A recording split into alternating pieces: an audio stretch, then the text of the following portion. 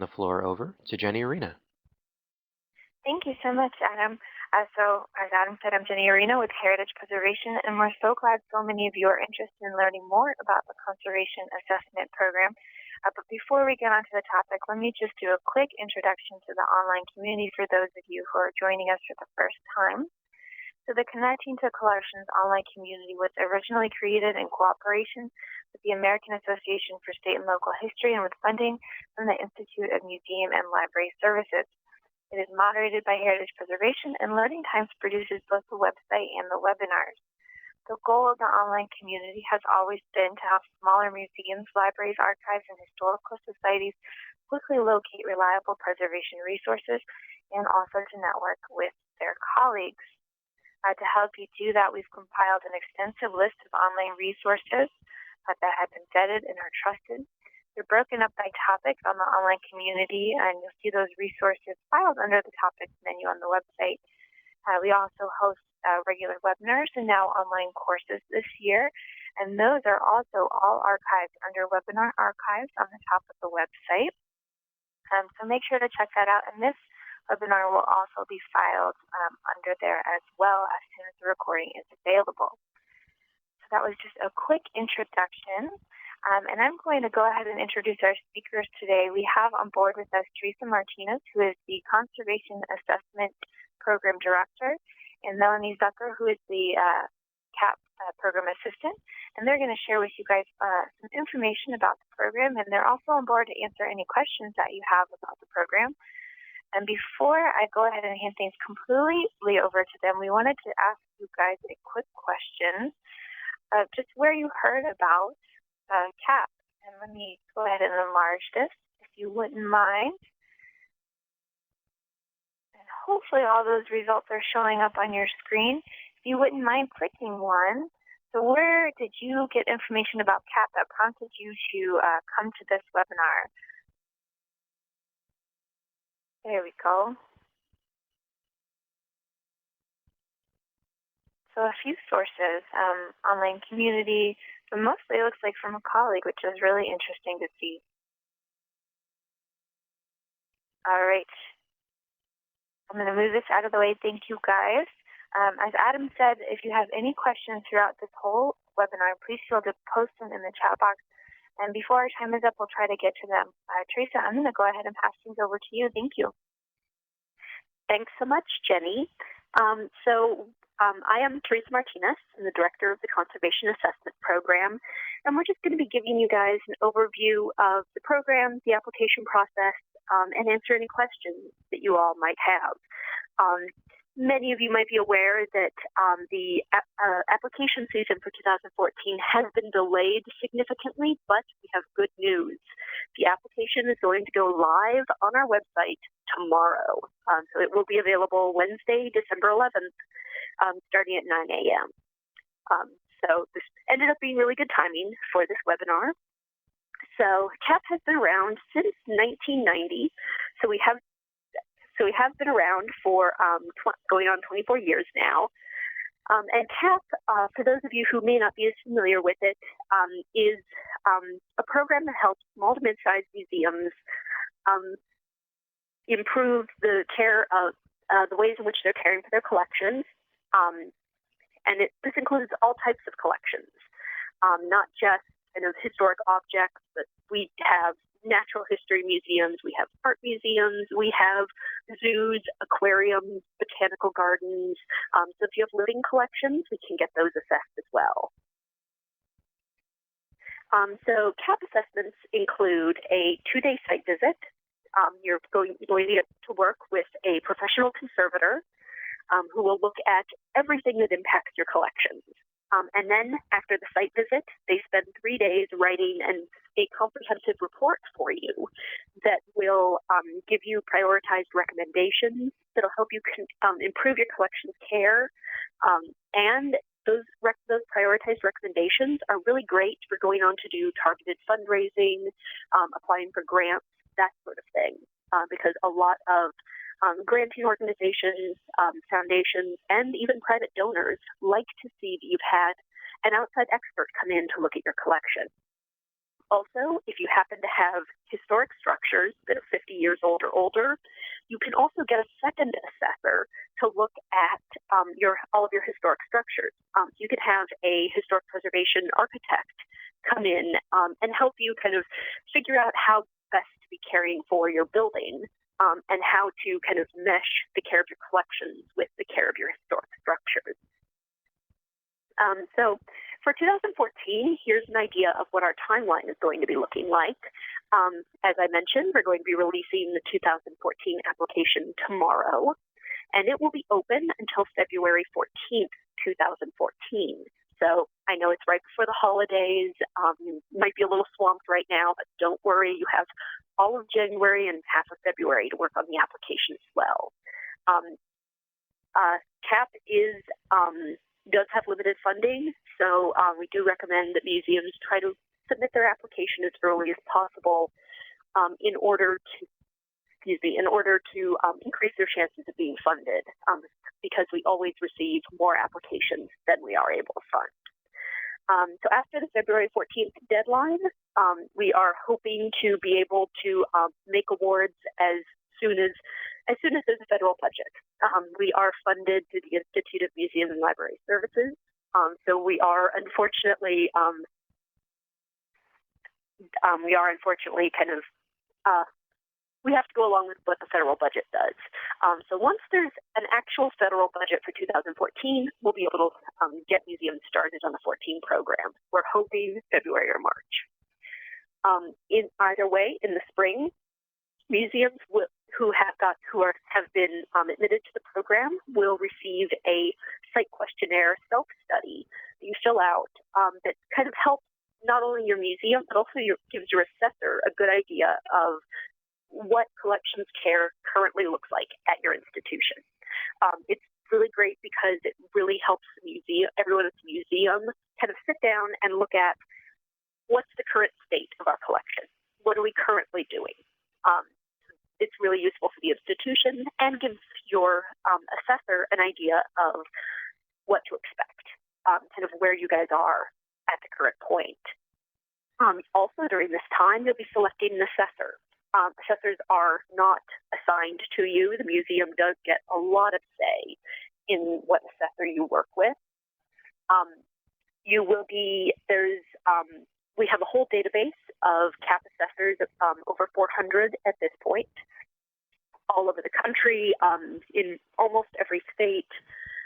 So you will be given a list of assessors in your region who are nearby. We'll also recommend some assessors based on if your collection is, if you're an art museum, we'll recommend some assessors who are specialists in different kinds of art materials and that sort of thing. But the museum, from there on out, the museum gets to select the assessor. If there's someone that you would like to work with who is not already a CAP-approved assessor, they are welcome to apply. We do look for experience doing general assessments and an advanced degree in conservation or architecture. Museums really have a lot of leeway on this. You will interview the assessors, speak to them about what their fees are going to be, and that sort of thing. So the museum has a lot of control over what the final product of their assessment is going to look like. Once you've filled out your site questionnaire and selected your assessor, then going into summer and fall of next year, you'll be having your site visits. The assessor spends 2 days on site, talking with staff, looking at your collection space, exhibit space, storage space, all that sort of thing, as well as any historic structures that you have. In the fall, then, you'll be receiving a draft report from your assessor that you'll be able to review, make any edits, make any comments. If there's anything you don't understand, you can ask for clarification. Our assessors are really great about tailoring the report to what the museum really needs most. And then into fall and winter, you will receive your final report, and your assessors will submit their invoice. And the payment process works is Each museum receives an allocation amount based on your budget. Museums with smaller budgets get slightly more money. I'll talk about that a little more later. And heritage preservation will pay your assessor up to that allocation amount. A significant portion of museums, that's all you have to worry about. If you did hire an assessor who is going to be a little bit more expensive, the museum will be responsible for amounts over the allocation amount. But it's usually not very much money. So who can participate in CAP? These are just the basic eligibility requirements. Just being a nonprofit or a run by state, local, or tribal government. You do have to be organized as a museum. This is because we are funded by the museum end of the Institute of Museum and Library Services, as opposed to the library end of the organization. So the library end funds projects at libraries, the museum end funds projects at museums. So we are unfortunately not open to institutions that are primarily libraries. But there are some other resources that we do know about. So if you are a library and are worried about your collections or that sort of thing, we can point you towards some programs that will fund assessments for you. Obviously, you need to have some actual objects for your assessors to take a look at. We do ask that you have the equivalent of one full-time staff person. This does not have to be one 40-hour-a-week person. A lot of our CAP museums have no full-time staff. And this also does not have to be a paid staff person. You can add up to 20-hour-a-week people, to 20-hour-a-week volunteers. Actually, and really what we're looking for is 35 hours a week being devoted to professional museum activities. So unfortunately, we can't count the hours put in by your tour guides or the front desk person. We're looking for kind of people who are involved with the administration of the museum, budgeting, that sort of thing, collections, actual collections work, or kind of educational work, developing educational programs, that sort of thing. And if you have any questions about whether or not a staff person will qualify towards your equivalency, just let us know. You just tell us about what the person does, and we can let you know if that'll count. Obviously, because we're funded by the federal government, you do have to be located in the U.S. or U.S. territory. And you do need to be open to the you need to have been open to the general public at least 90 days in the past year. So your institution does have to have been open for at least a year, and it does have to be open at least 90 days a year. But that does not have to be 90 regularly scheduled days.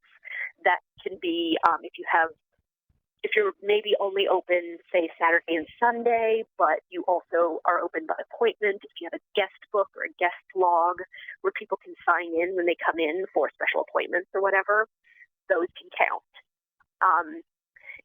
You do have to then record all of those days on the application, but we can count them towards your 90 days. So it's pretty easy to get to that 90 days because we're able to count a lot of different things. So you may have heard of RECAP, and maybe your institution has gone through CAP before. Since 2006, we've been doing RECAP, which allows your museum to go through a second time, at least 7 years after your original assessment. This is great if your museum has completed all of the recommendations from your original report, or your institution has changed significantly, you've merged with another museum, you've acquired new historic structures, or you've just had kind of general significant changes in your institution, so your original recommendations aren't really applicable anymore. You will want to fill out the RECAP supplement at the end of the CAP application. You will need to have a copy of your original CAP report. If you don't have one on hand, if you just can't locate the original CAP report in your records, Heritage Preservation can send you a copy of your CAP report. It does cost $30 though to cover our costs from pulling the report from off-site storage and that sort of thing. So if you do need a copy of your original CAP report, just let us know, and we can work that out. So, as I mentioned, we're going to talk a little bit about what the cost of CAP is. There is no required match. Unlike a lot of other IMLS programs, there's not a required one-to-one match or anything like that. This chart on your screen shows you what our allocation amounts currently are based on your museum's budget. About 75% of CAP museums fall into the less than $250,000 budget category. So those are the maximum amounts that you can get. Those right-hand columns under one assessor and two assessors show, on average, what museums have to pay. This varies tremendously. And as I mentioned before, the museum has a lot of control over this. If your museum absolutely cannot spend more than your allocation amount, let the assessors that you're interviewing know this. And then, chances are you'll be able to find an assessor who will say, okay, I'll come in right at the allocation amount. So if you need to, you can pick an assessor based on how much they're going to cost, because you will have to sign an agreement with them up front. There's no surprises of what you're going to have to pay. You know from the beginning of the program, this is how much your museum is committed to having to pay if your costs are going to go over the allocation amount. If you have any other questions about the costs, feel free to let us know. As I mentioned, these amounts are just estimates, and they do vary quite a bit. So, how do you apply? As I mentioned, the application will be available starting tomorrow. The applications are being accepted through February 14th, so you do have a couple of months to get them in. The applications will be available on the website, and it's going to be available in two different formats. One, you can download a PDF that has that you can fill in on your computer. There are spaces to fill in all of the answers. And then you can either print that out and mail it to us, or you can email it to us.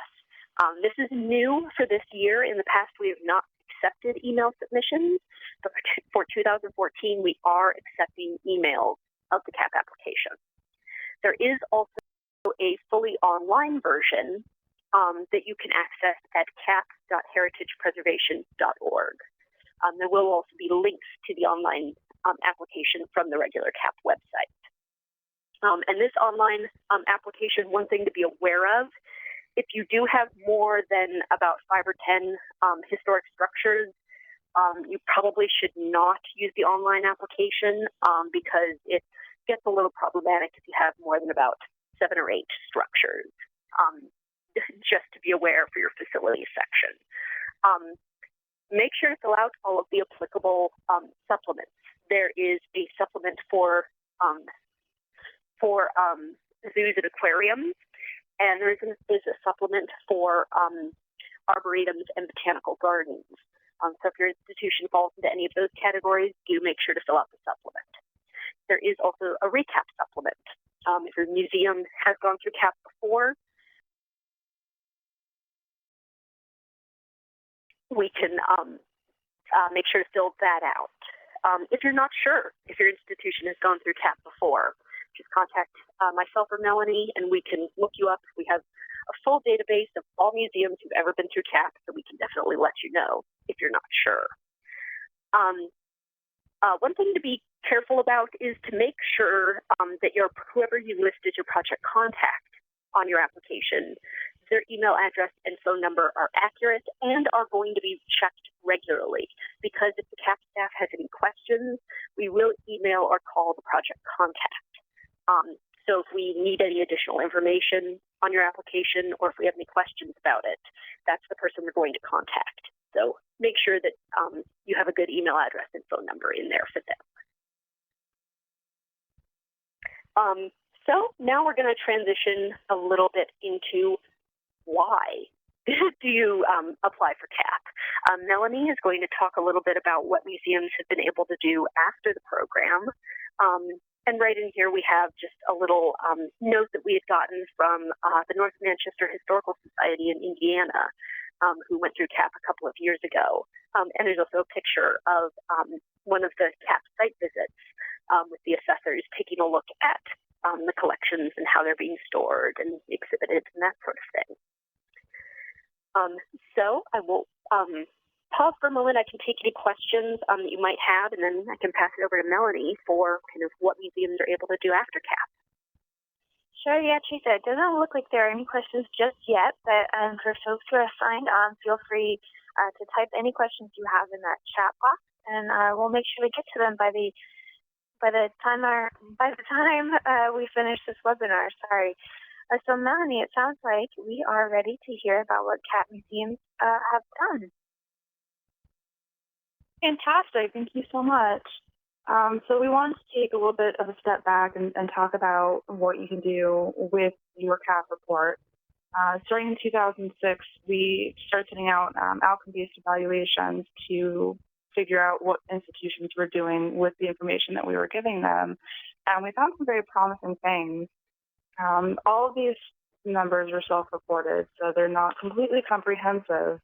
But what we found was that just 1 year after getting their CAP recommendations, museums were averaging, almost $23,000 in private and foundation funding, and local and state funding as well. It was about $27,500 per museum.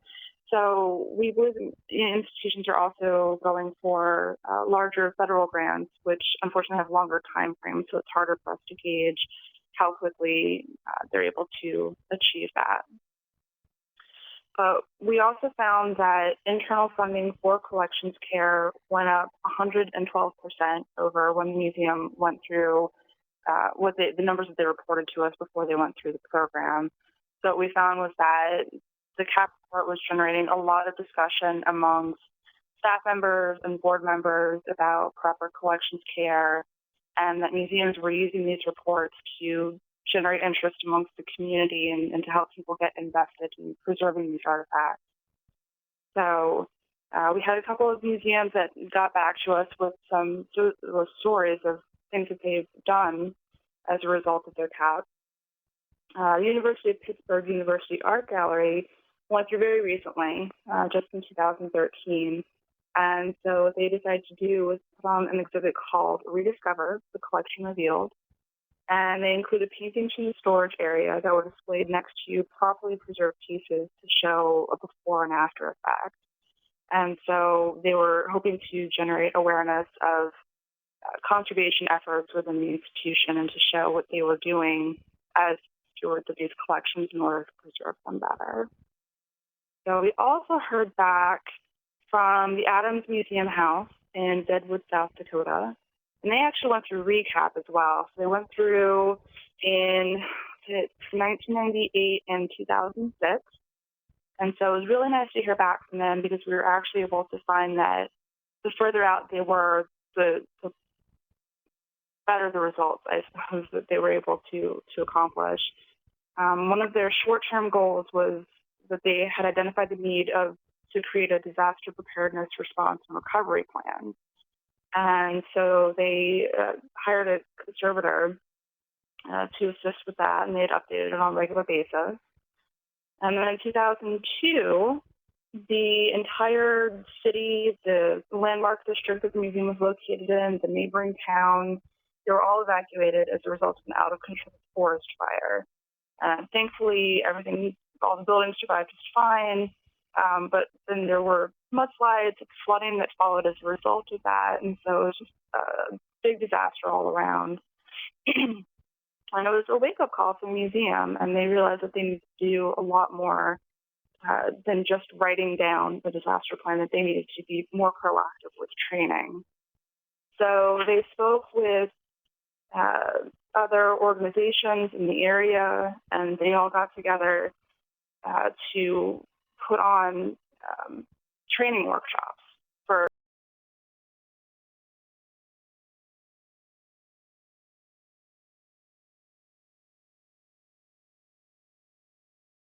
professional in to help train them and help them understand what they needed to do and why.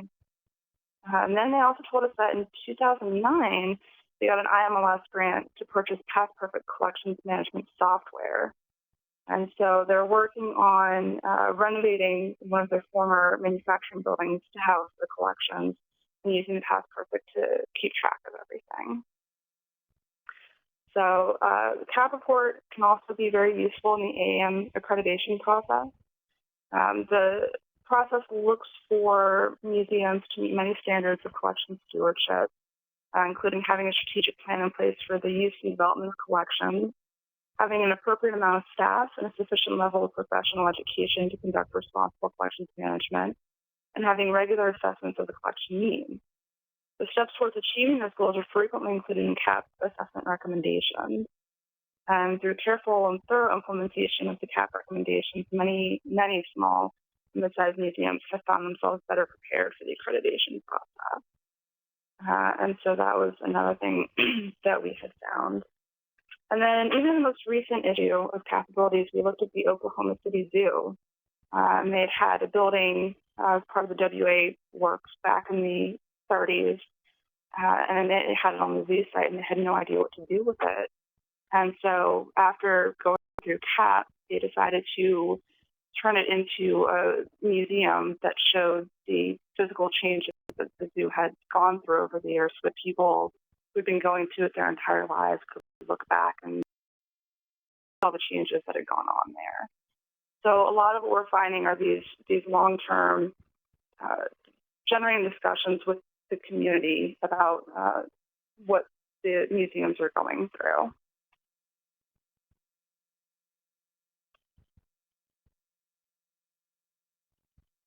So I wasn't sure if anyone had any other questions at the moment. This is Ginny. So I know Teresa wanted to talk a little bit about steps and MAP. Teresa, if you want to go ahead, that'd be great. Okay. I just wanted to talk really briefly about a couple of other programs. Now that you've learned a little bit about CAP, if you're thinking, maybe this program isn't exactly what we're looking for, there are a handful of other programs out there that cover a lot of similar issues within museums. CAP is very much focused on kind of directly how you're caring for your collections and all of the kind of physical aspects that impact collections, from light to humidity to the ways in which they're being stored and exhibited and that sort of thing. If your institution is a little more concerned about, say, your collections management policy or how you, your loan agreements, the ways in which you accept donations, that sort of thing, if you're a little the documents and policies in place in your institution, we can definitely recommend the Museum Assessment Program. MAP is run by AAM, the American Alliance Museums. They are also funded through IMLS. MAP is kind of the sister program to CAP. And they have a track that is specifically focused on looking at your collections care documents. They focus on kind of your collections management policy and that sort of thing. It's very similar to CAP, that you do have an outside expert coming in, and they'll help you kind of look at your documents, figure out ways in which they can be improved, or if you don't even have a collections management policy in place, they'll give you recommendations on how to put one together. So MAP is a great option if you're looking for a different type of collections care advice. Maybe your institution doesn't quite meet the eligibility requirements for CAP. Maybe you're not open 90 days, maybe you haven't quite been open for a year, or you don't have the equivalent of a full-time staff person. In that case, one great program you can take a look at is the STEPS program, which is run by the American Association for State and Local History.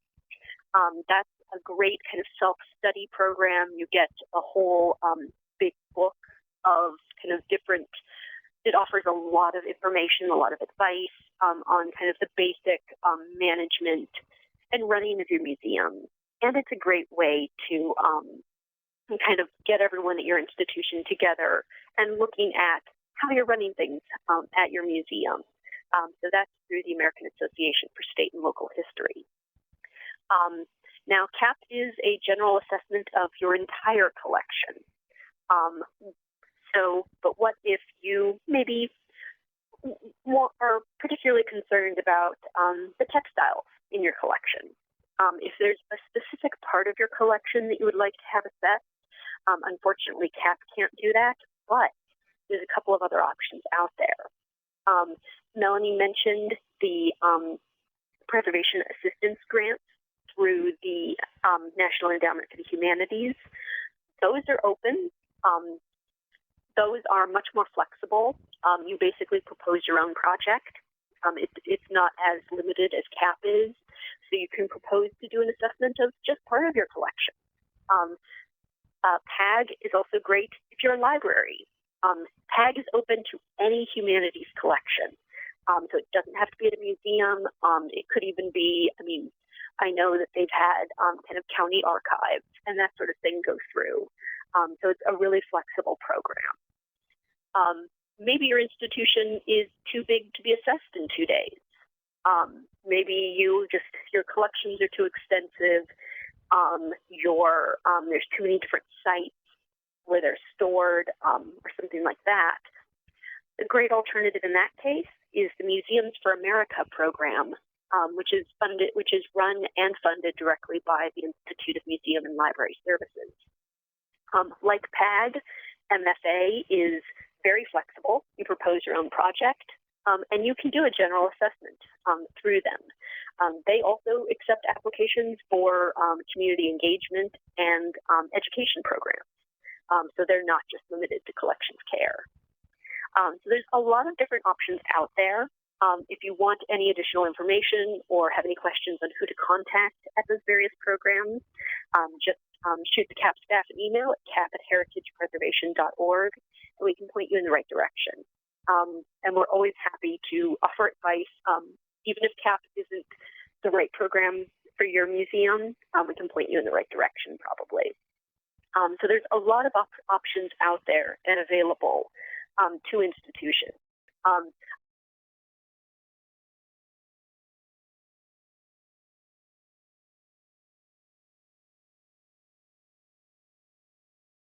That are also geared towards helping your museum care for your collections in the best way possible. So if anyone has any questions, you're welcome to just type them in right here. If you think of a question later, don't hesitate to email us, and we can definitely answer any questions that you have. And remember that the CAP application is available starting at 9 a.m. tomorrow. Great, thank you so much, Teresa. So it looks like we have a few people typing. I'll just give it a few minutes to see if anyone has any questions. And, I've heard as well that CAP is a great way to get your feet wet as well in the grant writing. So a great launching pad for that, is that right? Okay, looks like we have a question from Christian in Boston. And there is absolutely no problem with a volunteer helping a museum put together the CAP application. If you want to list yourself as the project contact, you can do that. If you want to list someone at the museum as the project contact, that's fine. But yeah, we actually encourage museums to have as many people as possible involved in putting together that application, because there are a lot of questions on there, like, what is your budget? We want to know all about your staffing. How many buildings do you have that house collections? How many objects do you have in different collections types? So it's something that will definitely need the input of a lot of different people at the museum. And yes, we definitely have a lot of museums who have kind of a volunteer consultant or a board member or something like that help them out with the application. So that's definitely not a problem at all.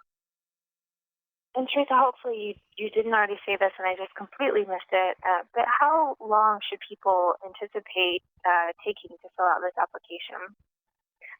It does vary a great deal. It really depends on how easily accessible you have this information. We do ask for things like, what is your budget for your last fiscal year? We want to know job descriptions of all the kind of professional staff people. We want to know, we list a number of different categories of collections types. We want to know how many, just an estimate of how many objects you have in each category. That helps us and your assessors figure out who will be a good fit for you for assessing those collections. And we also ask things like, what's the square footage of the buildings that you have that house collections? Again, they can be estimates, but these are things that might take you a little bit of time to track down the information. If you have it all readily available, you can put the application together in a few hours, or it might take you a couple of weeks to track down everything. So it really just depends on kind of how easily accessible you have all this information. Okay, great. I will just, sorry, I just want to jump in for a second and say that finding all the information absolutely can take a fair amount of time, but one of the nice things about the CAP application is that we don't require a narrative unless we're going through for a recap. So it is a lot of finding and looking for this information, but you don't have to worry about arguing a case or anything like that. The applications don't go through a committee. We don't decide based on the merits of your needs whether or not you get funding. It's based on how much money that we have in a given year. Yes, that is very true, what Melanie said. So CAP is technically a non-competitive program, so you don't have to argue kind of why your museum deserves the money over another institution. It's really just, do you meet CAP eligibility requirements, and can we fund you? Those are the main two issues. And then it looks like we have a question from Sharon. She's curious that she's also a volunteer and would like to help her museum.